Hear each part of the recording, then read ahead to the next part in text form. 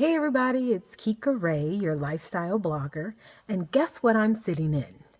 This is my new Toad, otherwise known as an RV tow car.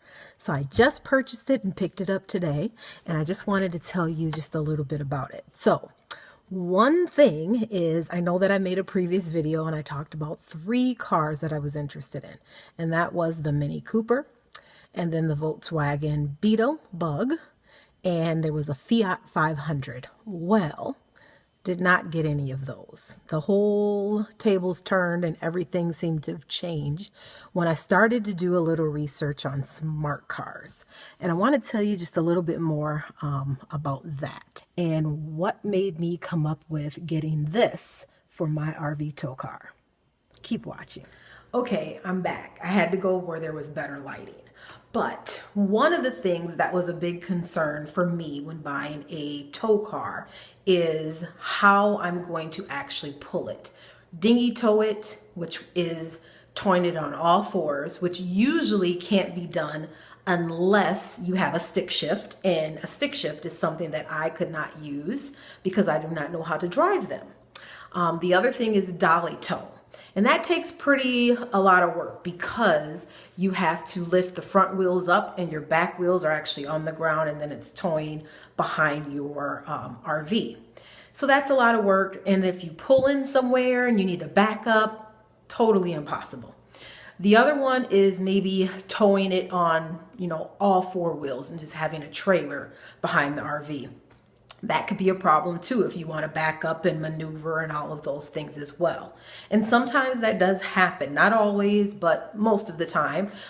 Usually once you get an RV, you're really cautious about where to go in and out and making sure there's an exit point before you go into a parking lot, but not always do you get that luxury. So those were one of my top big concerns. The other one was making sure that it was small enough to be towed behind the RV. And not just that, but when you go on vacation, you don't want to have a gas guzzling vehicle because the RV already guzzles a lot of gas.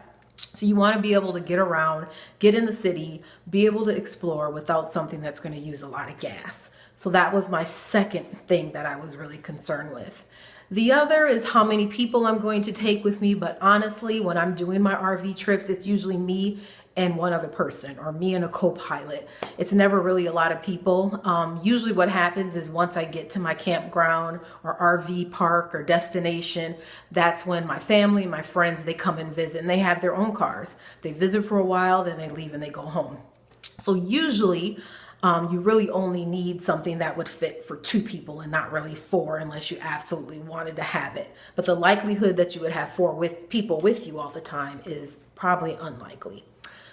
So that was another concern of mine. And then the other one, of course, and this is kind of being a little picky, but that's just me, is I wanted to make sure that the tow car or Toad matched my RV because I want them, they're going to be working together basically. Whenever I go on an RV trip, I'm bringing the tow car.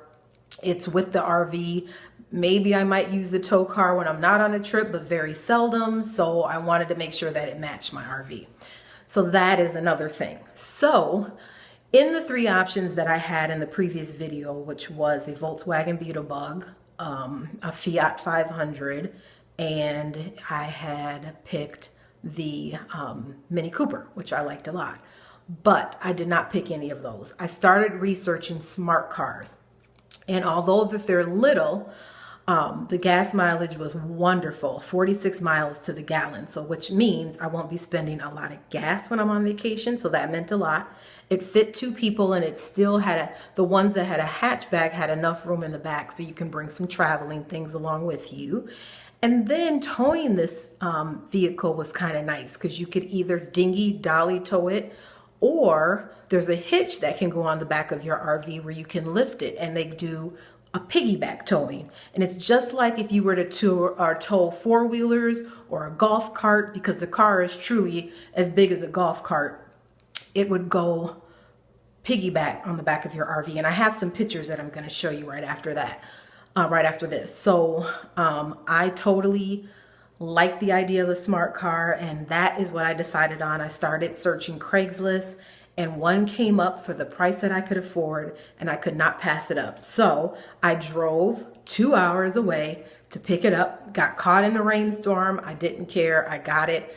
The one that I got needs a little bit of work, but not much, and it's perfect. So I have that now, and I want to show you some pictures, and let me know what you think by leaving comments below.